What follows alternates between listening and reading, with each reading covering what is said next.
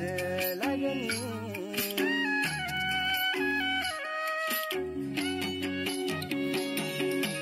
हो तिमीले हेर्दा नि मलाई हात लाग्ने हो तिमीले गरेको मिठो बात लाग्ने मोहनी लायो रेशम